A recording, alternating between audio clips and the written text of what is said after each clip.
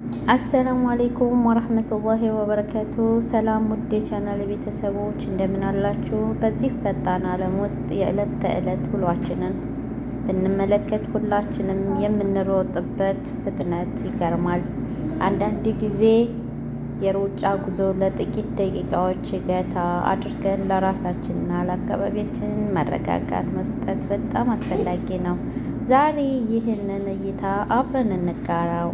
አሁን የምታዩት የተፈጥሮ ድንቅ እይታ ተመልከቱ። ተራራዎቹ በኩራት የቆሙት ከሰማይ ጋር ለመገናኘት እንደሆነ ያስታውቃሉ። የሰማዩ ቀለም የሚቀያየርበት መንገድ እንደ ዛሬው ምሽት ውበት ሕይወት ምን ያህል ለውጦች የተሞላች እንደሆነች ያስታውሰናል። እነዚህን ለውጦች ልክ እንደ ሕይወታችን ውጣ ውረድ በራሳቸው ውስጥ ድንቅ ምስጢርና ውበት አላቸው። ተፈጥሮ ዝም ብትልም ብዙ ነገሮች ግን በጸጥታ ታስተምራለች። ብዙ ጊዜ ሰላምን የምንፈልገው ከውጭ ነው፣ ነገር ግን ሰላም የምትጀምረው ከራሳችን ከውስጥ ነው። ይህንን የተረጋጋ ምስል ስትመለከቱ የውስጣችሁ ትርምስ ሁሉ እየረገበ እንደሆነ ይሰማችኋል። ግጥም ሲባል አንድ ነገር ትዝ አለኝ። የአድማስ ቀለም ሲቀየር ከሰማይ በታች ሲረጋጋ ትዝታው ሁሉ ቀልጦ ነፍሴም ከእረፍት ጋር ተዋሃደች። ተፈጥሮ ከኛ የምትጠይቀው ነገር የለም፣ ማኖራችን ብቻ በቂ ነው። እኔ ይህንን ምስል ስመለከት ብዙ ነገሮች ይረሱኛልና በአሁኑ ቅጽበት ብቻ ነው የምኖረው። እናንተስ ተፈጥሮን ስትመለከቱ ምን ይሰማችኋል? ከዚህ እይታ ምን ታስታውሳላችሁ? ምናልባትም የድሮ ልጅነት ትዝታ ወይም የሆነ ስኬት። እስኪ ከዚህ ቪዲዮ በታች አስተያየታችሁን ኮሜንት ላይ አጋሩኝ። የምጽፈው እያንዳንዱ ቃል ለኔ ትልቅ ትርጉም አለው። ጊዜው እየተገባደደ ነው። ይህ አጭር እረፍት የዕለት ተዕለት ውጥረታችንን እንደቀነሰላችሁና አዲስ ብርታት እንደሰጣችሁ ተስፋ አደርጋለሁ።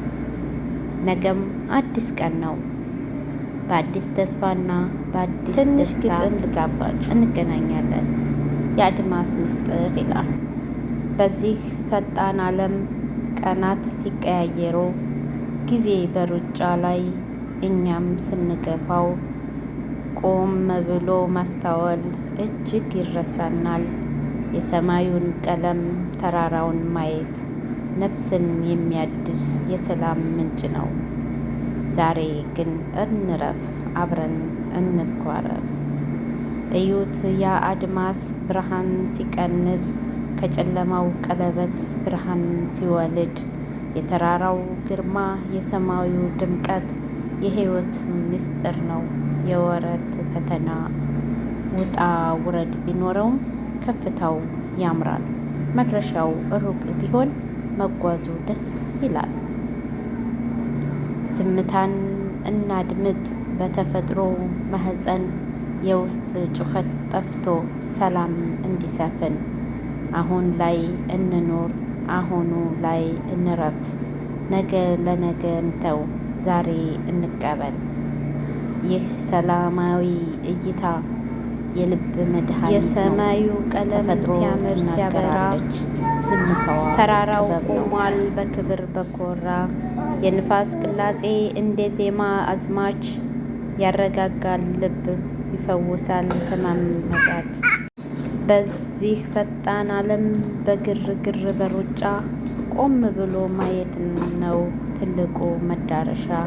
ፀሐይ ስትጠልቅ አድማሱ ሲቀላ የንፋስ እረፍት ነው የምስጢር መማሪያ። የጭንቀት ጥላዎች በሙሉ ተገፈው በሰላም ተሞላ አእምሮዬ ተጠምዶ። ከአድማስ ጀርባ ምን እንዳለ ሳስብ በተፈጥሮ ውበት ደስታን አገኘሁበት። ዛሬ እንኑረው ትናንት ይለፈኝ፣ ተፈጥሮውን በማየት ሰላም ይውረድልኝ። የሰማይ መጋረጃ የምድር አደባባይ ታላቅ ነው ፈጣሪ ላሳየን ይህን እይታ። ውበቱ አይጠገብ ልቤም ተማረከ በዚህ ረጋ ባለ ዓለም ተጀመረ። ውድ ቤተሰቦቼ በቀጣይ ሌላ አዲስ ቪዲዮ ይዤላችሁ እንድመጣ በኮሜንት ስር አሳውቁኝ። እንደዚህ ያለ ቦታ ላይ ቁጭ ብላችሁ ራሳችሁን ማዳመጥ ትችላላችሁ። በሌላ ቪዲዮ እስከምንገናኝ ድረስ ሰላም ሁኑልኝ። ሰላም አሌይኩም።